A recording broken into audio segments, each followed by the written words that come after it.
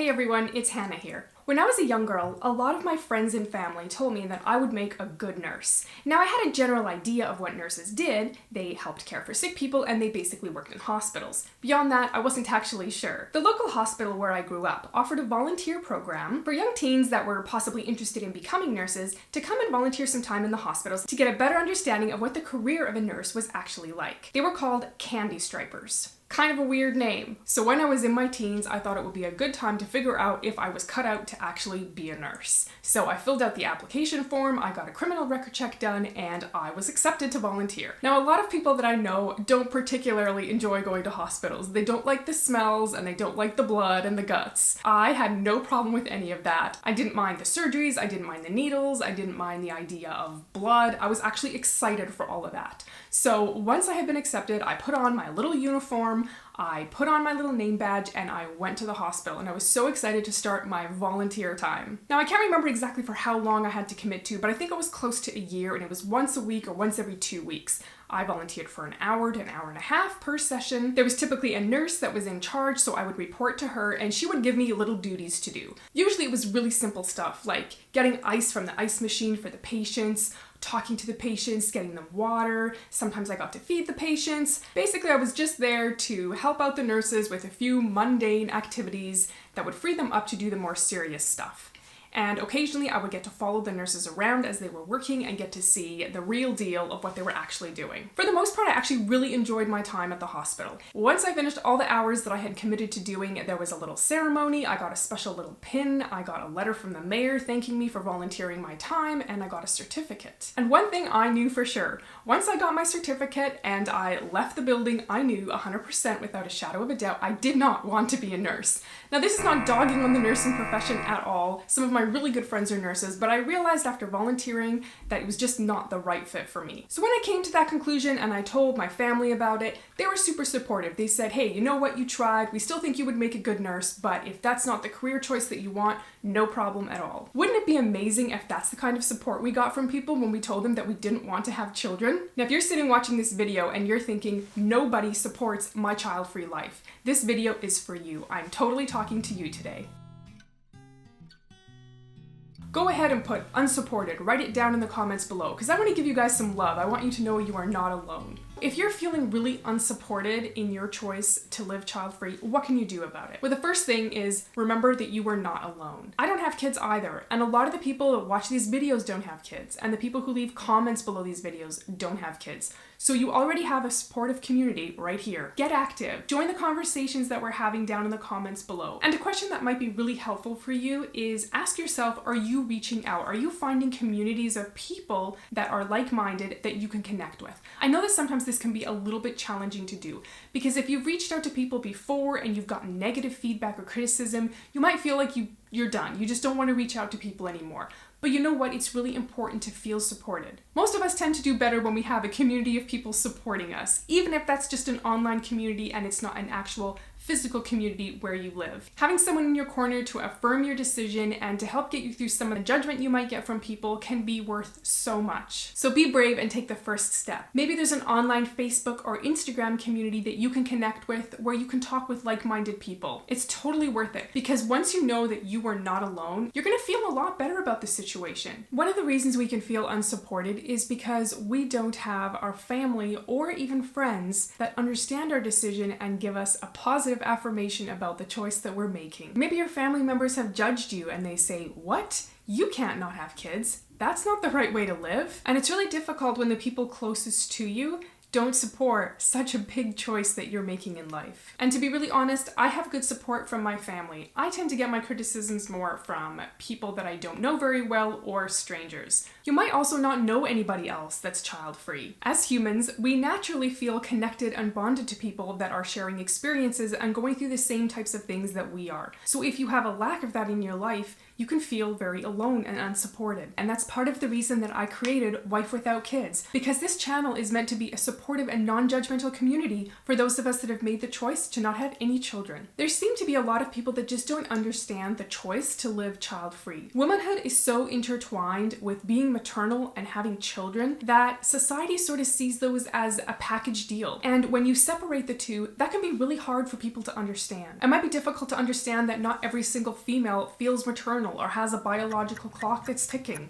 I'm pretty sure mine isn't. And that tight association between motherhood and females is probably never going to change. Now, I'm not saying that it does need to completely change, but I do think there needs to be an acknowledgement that there are females who are going to make a choice other than being a parent. And that choice is very viable and it's very acceptable. I do feel like for the most part we will probably always be in the minority, and maybe we feel like we're trailblazers, kind of paving the way for those who are going to come after us. But we also have to remember that throughout history, there have been women who have made the choice not to have kids. And some of them have made the choice to not have kids when it was far less acceptable in their time and in their society that they were living to make that decision. If you're interested in checking out a video where I talk about many famous women who haven't had kids, go ahead and check out the video right up here. The choice to live child-free is exactly that. It is a choice. And we're going to have to be okay, for now, to step outside of the status quo box and be a little bit different than everybody else. But you know what? We can also be proud of the choice that we're making, because most of us have given this a lot of thought. Being a female is so strongly associated with being a mom. I'm never asked, are you going to have kids?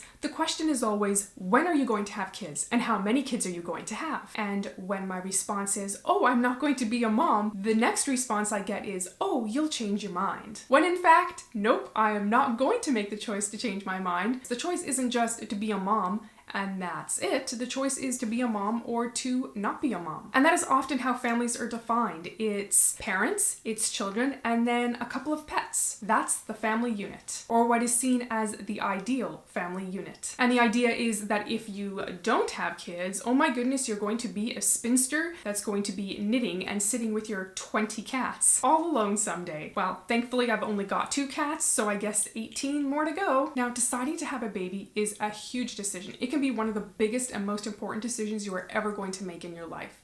Now, some people do it really impulsively and they just decide, I'm gonna have a baby. And other people like to give it a bit more thought. They like to take a look at their life. They like to kind of assess where they're at, where they want to be in 5 or 10 or 15 years. They look at their financial situation. They look at economics. They look at their career and what their aspirations are for that. And they take a look at themselves. And some people will make the assessment that, you know what? Yeah, I want to be a parent. I think this is a really good fit for me. And other people make the choice, I don't think so. I think I'm gonna pass on this one. Being a parent isn't an aspiration that all of us have. We shouldn't have kids because we feel pressured or because it's a rite of passage into adulthood. The child raising experience that other adults look forward to, it's not really what we're looking forward to, and it's not what we want. I think this is a very allowable and acceptable choice. It makes me think of the cat versus dog war. Which is the better pet? You have the dog. The dog is very loyal. It's incredibly lovable and it will do anything to please its owner. And then you have the cat.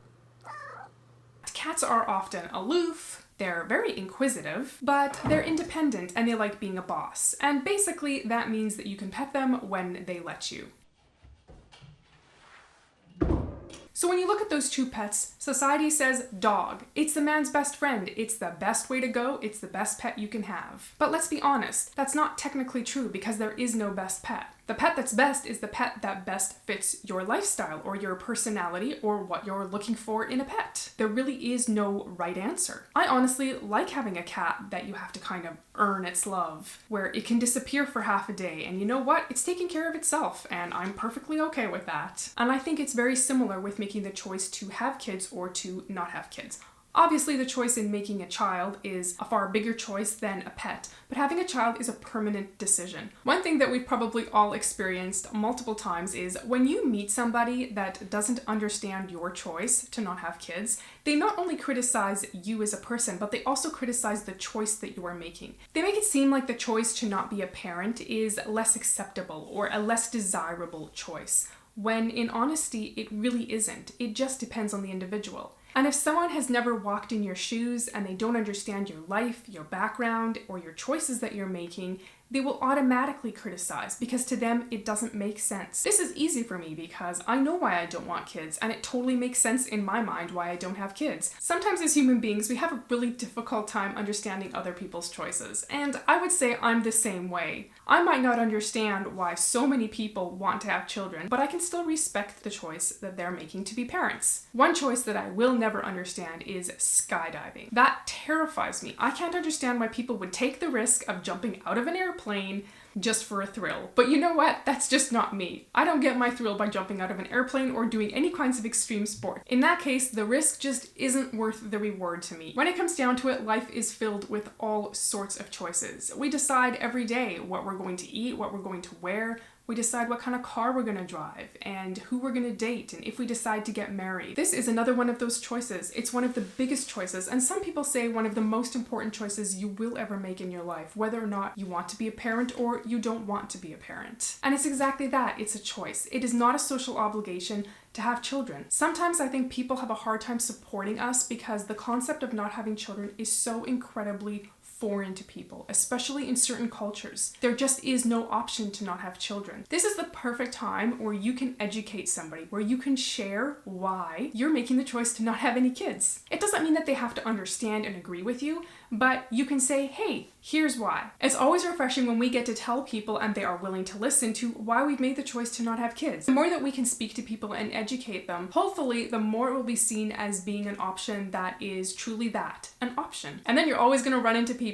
who don't care what you have to say. They don't want to have a discussion, they want to have an argument with you to try to prove you wrong. Honestly, we can't change anyone's minds. We can just give them the information that we have. We can share our story with them, and if they choose not to listen, don't lay awake at night worrying about it, and just live your best life. People don't necessarily have to understand your choice to support you. The people that love and care about you are going to support your decision even if they don't understand it. And if you feel like you need a little bit of extra support, my email address is on the screen below. Go ahead and email me. Sometimes it takes me a little while to catch up on my emails, but I do my very best to email every single person back that emails me because I really want you to feel supported. I don't want you to feel like you're alone. If you're interested to see why there are a lot of millennials that are not having children, go ahead and click on the playlist that appears on your screen right now. I'll see you next Wednesday.